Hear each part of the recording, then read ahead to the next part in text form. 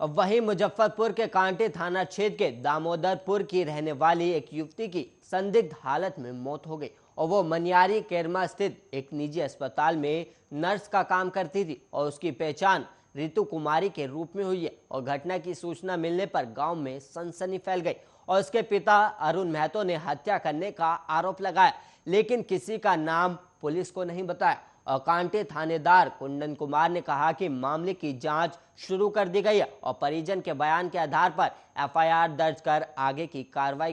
की जा रही है। और वहीं बताया गया कि युवती सदर थाना क्षेत्र के कच्ची पक्की में किराए पर कमरा लेकर रहती थी और यहीं से प्रतिदिन ड्यूटी करने जाती थी। और परिजनों को देर रात सूचना मिली कि उसका शव एसकेएमसीएच में रखा हुआ और वो लोग तंग रह गए और भागते हुए अस्पताल पहुंचे तो देखा कि इमरजेंसी के बाहर उनकी बेटी का शव पड़ा हुआ है और उसकी स्कूटी भी वहीं पर थी। और अस्पताल कर्मियों ने इस संबंध में पूछताछ की लेकिन किसी ने ठोस जानकारी नहीं दी और छानबीन के क्रम में ही पता लगा कि उसकी मृत हालत में ही कोई वहां पर छोड़ गया था। और परिजन ने एसकेएमसीएच ओपी प्रभारी सुमन झा को सूचना दी और उन्होंने शव की जांच करने के बाद डॉक्टरों से विचार विमर्श किया और फिर पोस्टमार्टम के लिए भेज दिया गया। और वहीं परिजनों का कहना है कि गले पर काला निशान था जिससे स्पष्ट है कि किसी ने गला दबाकर उसकी हत्या कर दी और अब पुलिस कच्ची पक्की उस मकान पर जाकर पता लगाएगी और जहां वो किराए पर रहती थी। अब मकान मालिक से भी पूछताछ होगी, तभी इस संदिग्ध मौत की गुत्थी सुलझ पाएगी।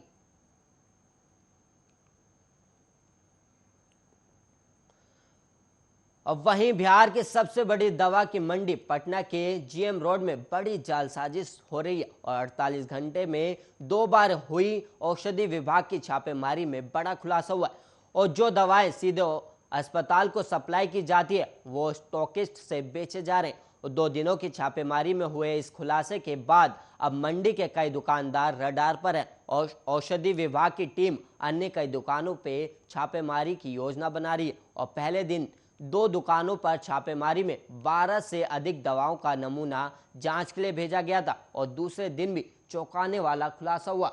और बिहार राज्य औषधि नियंत्रण की टीम की छापेमारी में जीएम रोड के महिमा पैलेस बिल्डिंग में चल रही थोक दवा की फर्म श्री कृष्णा इंटरप्राइजेज में छापेमारी के दौरान बड़ा खुलासा हुआ और यहां से 24 प्रकार की ऐसी दवाएं मिली जिसका बिल नहीं मिला और इन सभी दवाओं की बिक्री पर रोक लगा दी गई है। और वहीं 5 संदिग्ध दवाओं का सैंपल भी लिया गया जिसे जांच के लिए भेजा जाएगा और इसमें डायबिटीज, एंटीबायोटिक और हाइपरटेंशन की दवाएं शामिल है। और छापेमारी में ऐसी दवा भी मिली है जो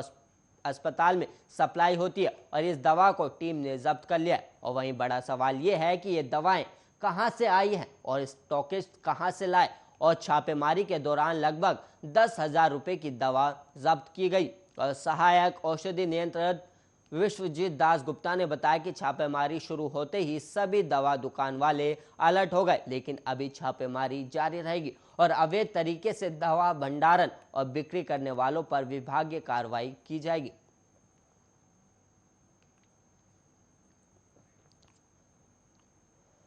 हरियाणा में रोहतक के बलोट गांव निवासी युवक रोहित की हत्या कर ग्रेटर नोएडा क्षेत्र के नाले में फेंकने वाले शातिर सीरियल किलर नवीन को यूपी एसटीएफ और थाना नॉलेज पार्क पुलिस ने गिरफ्तार कर लिया। और आरोपी नवीन ने पूछताछ में पुलिस को बताया कि वो अब तक आधा दर्जन से ज्यादा हत्याएं कर चुका है और गदर नाम से गैंग चलाता है और नवीन अपने दुश्मनों को पानी में डुबोकर मारता है।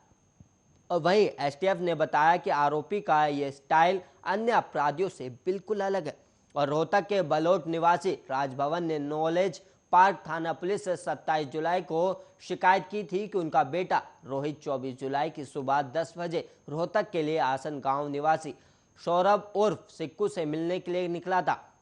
और रोहित की मां ने उसी दिन दोपहर 3 बजे कॉल की तो उसका मोबाइल स्विच ऑफ आया था और परिजन ने रोहित की तलाश शुरू की लेकिन कुछ पता नहीं चला। और अगले दिन सौरभ ने परिजनों को जानकारी दी कि उसने रोहित को रोहतक के सांपला कस्बे से दिल्ली जाने वाली बस में दोपहर 12 बजे बैठा दिया था। और दोपहर 12:30 बजे कॉल कर रोहित ने सौरभ को बताया था कि वो दिल्ली के पीड़ागढ़ी जा रहा है। और 27 जुलाई को रोहित का शव ग्रेटर नोएडा के नॉलेज पार्क स्थित नाले में पड़ा मिलने की सूचना पुलिस ने परिजनों को दी थी। और परिजन ने इस मामले में अज्ञात आरोपियों पर केस दर्ज करने की तहरीर दी थी और पुलिस ने इस मामले में मुकदमा दर्ज कर आरोपी की तलाश शुरू कर दी थी। और पूछताछ के दौरान